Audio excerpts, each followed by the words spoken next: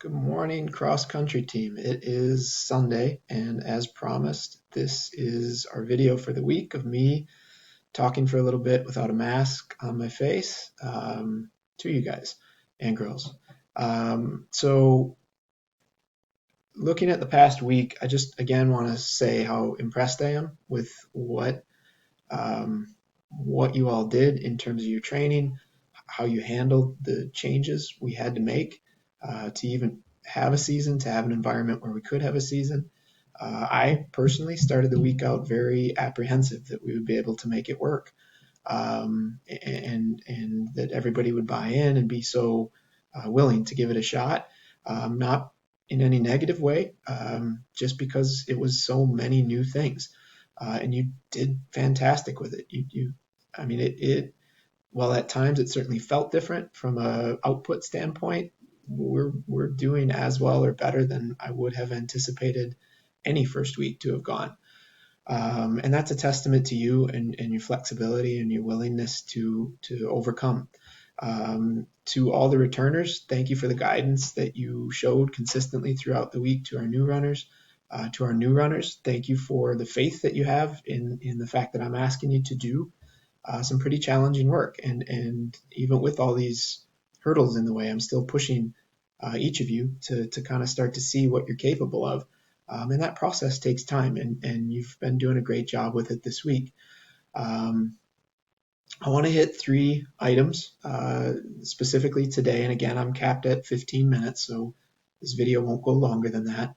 The three items I want to touch on are I want to end talking about our Mad Dog Award. And then I want to talk about our meet schedule, or what I know about our competitive schedule, as well as just some thoughts on training and what this week is going to look like. So let's start there. So what this week's going to look like. Tomorrow, Monday, we'll get together and we'll do a longer run. It'll be probably our longest standalone run of the week. Potentially you'll run more when you do a workout, but it would be the longest just regular run of the week. And you're going to start hearing me use that terminology, a regular run. Not an easy run, not a relaxed run, not a tempo run, not a workout, just a regular run. And I'd like you to start viewing all our runs as their own type of workout. They're their own type of it's called a stimulus, or a thing that we're looking to get out of the workout. And tomorrow's run is our longer run of the week. I hesitate to call it long run just because that's relative to where everybody's at. But it's going to be your longer run of the week. And then on Tuesday, we'll do kind of a shorter recovery type day. Wednesday, we'll have an out and back tempo run. So we did a tempo run on Tempo Loops on Friday, our last day together in the first week. We're going to move at a similar speed, but it'll be out and back. And so by that, what I mean is you'll be in your small training group. You'll go out along a particular route, and then you'll have a spot where you're going to stop on that route. You'll turn around and come back to Sibley right along that same route, except on the way back, you're going to be looking to run a tempo pace or a faster pace than you ran on the way out, but not full race pace. And that's, for you experienced ones, you know what I'm talking about. For you newer ones, it's going to take some time to understand that not every time we run hard is a race effort. So on Wednesday, I am not asking or interested in seeing how hard you can run on the way back. I am interested in seeing how close can you get to the number I give you to hit. So I'm going to ask you to run a particular speed on the way back, and I want the kind of 100% mark would be, can I hit that number exactly on the way back? That number will change over the course of the season as you get more fit, as you understand how to push yourself, as I understand where you are and what you're capable of. But I'm using what I have right now, which is 1 week of information, to make the best educated guess I can make as to what speed makes sense for you to run in a tempo run. The reason I don't want you running full tilt, all out every time we do a workout is because you never learn to race that way. You kind of learn an in-between speed that's sort of hard. And then when it comes time to race, you have a hard time getting out of that rut. So what I ask you to do in training is to run slightly slower than a race speed, slightly faster than a race speed, at normal training run speed, and experience. Oftentimes you'll hear me talk about gears, experience all the gears that you have so that you understand what speeds you're capable of and how long you can hold those speeds and what it takes to recover from them. It's a lot of information to absorb, and it takes time. It can take seasons, plural, to learn where those gears are, and then they're ever changing because you're getting more fit, or you're learning just how to push more. And I'm learning about you as athletes, and that is my job. I learned a lot this week, which is awesome. Way more than I thought I would possibly be able to take in. And again, it felt beyond the masks and social distancing, it felt a lot like a normal learning week for me, of learning the team that I have to work with and learning how you all interact with each other. So that's kind of my 2 cents on training speeds. Then on Thursday, we'll do another shorter recovery day. And on Friday, we'll go out and do Garlo relays, assuming the weather holds and it doesn't change. Weather might always alter a schedule, but that's the plan for the week. Garlo relays, which I'll talk about here in a second, are a race effort. I will not give you a time. That is our competitive effort this week. And in fact, I want you to look at it like a race. It is the only workout that I keep times on from year to year. And I'm going to do the little pop-out screen here where you see my face small up in the corner. This is our website, and on the left-hand side is a tab for Garlo Relays. If you click on that tab, it takes you to a brief description of the Garlo Relays, which is just a workout we run at Garlo Elementary on their kind of wood chip path area. And what it consists of is 6 laps per individual, each lap about a half mile. You're paired with one other person, and you run a relay. So hence relay, and it's at Garlo. So not all that creative of a name. I then record those times. And if you scroll down past all these kind of top performer information, you get to each year worth of tabs. So this is our relay set from last year, 2019. And you can see at the bottom of this, so right down here, there's August and October. So we run it twice in the season. We run it at the beginning and at the end. If you keep scrolling down, you see 2018, same information, scroll down 2017, and you keep scrolling down. This info goes back to 2014. You can see how we did, and you can see it's a 12 by 800. You have 6 reps. You and your partner each do 6 of those reps. But then you'll also see we have some groups over here, notably Thomas, Owen, and Gabe, Bella, Caroline, Abby, who ran less than that. So you might be in a group of 3 and you run 4. You might be in a group of 4 and you run 3 reps. I'm going to try to tailor it to what the spot you're at right now. But I would encourage everybody to go and look, if nothing else, find yourself from past years and how you ran. But, maybe if you're new to the team, just look and see, hey, where was Magnus a year ago? What was Claire running, Danielle and Nicole? How about Xander, Thomas? Where was Will at? And go through and figure out where were these kids at who I now have known for a week? What were they running? Again, it just gives you a sense of who we are as a team and where we've been. And I like this idea of us having a standard course that we get to compare ourselves on. It's especially good this year when we have less competitive opportunities. And it's great because, like I talked about earlier in the week, the true comparison is you versus you. You versus the past versions of you at an end of a season versus a beginning of season. I also went in just kind of my own data interests, and I like this kind of stuff.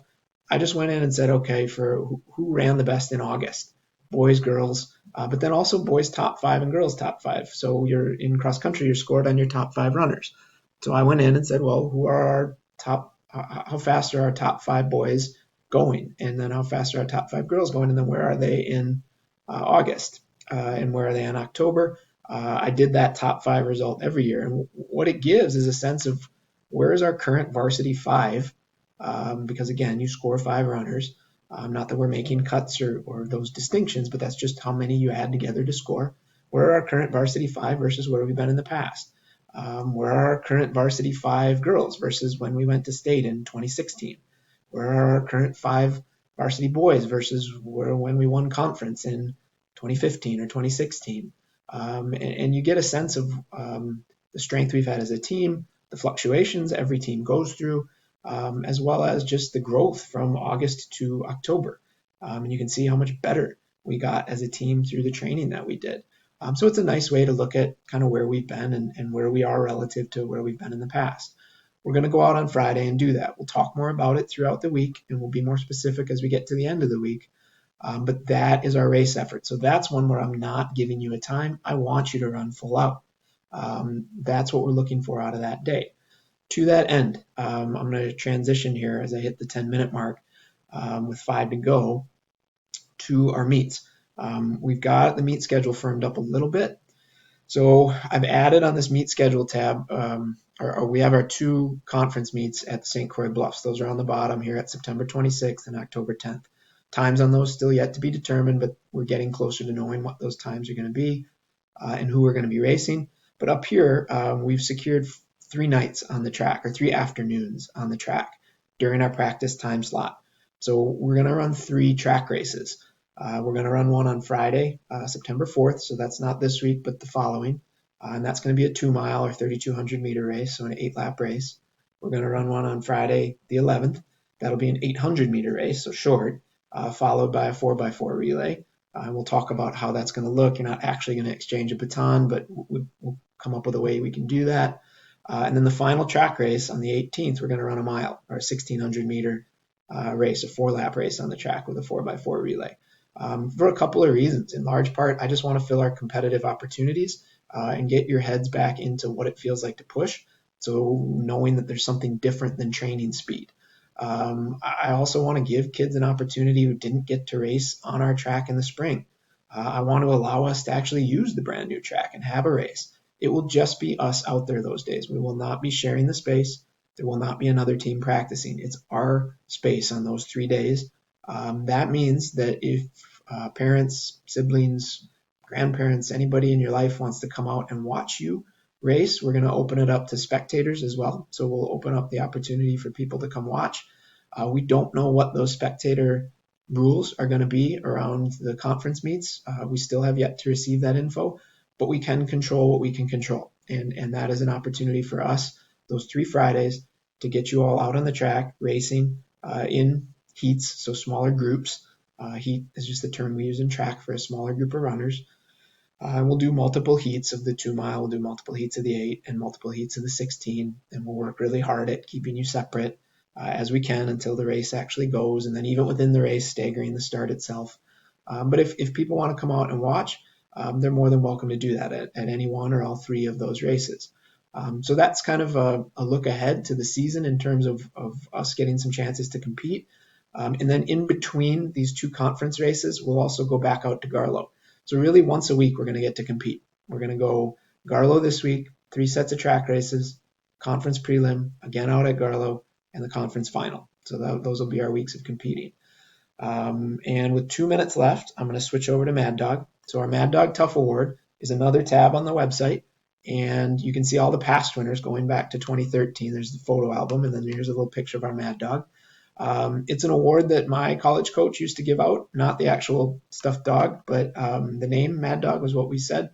And it was coach chosen, went to the hardest working or strongest effort of the week. And we've kept it going since 2013, and we've got it's a little stuffed dog from the fire department. Given the situation this year, we had the suggestion of let's just print out a paper certificate, and then you can take a photo with that certificate, and you can look through past photos to see what others have done. And what we ask is that you that week take a photo of yourself with the however you want to do that. Send it to me at my email account, and I'll post that up here. And then at the end of the season, we'll put them all in a folder you can look back at past seasons. This week, the award winner the Mad Dog Award goes to Camilla. Camilla just had an absolutely phenomenal week of training, set what I can only measure to be her 5K PR during the tempo work. She had just an incredible growth from beginning to the end of season last year. And this week made it really, really clear that she has come in fit, determined, and ready to run and continue to improve on her tremendous season from last fall. So Camilla, congratulations. I'll have your certificate tomorrow for you at practice. And thank you so much for inspiring me as a coach and your fellow athletes, both boys and girls. You've just done an awesome job, and you should be really proud of that. So I hope everybody can get time to watch the video, and we will see you tomorrow for week 2 of practice.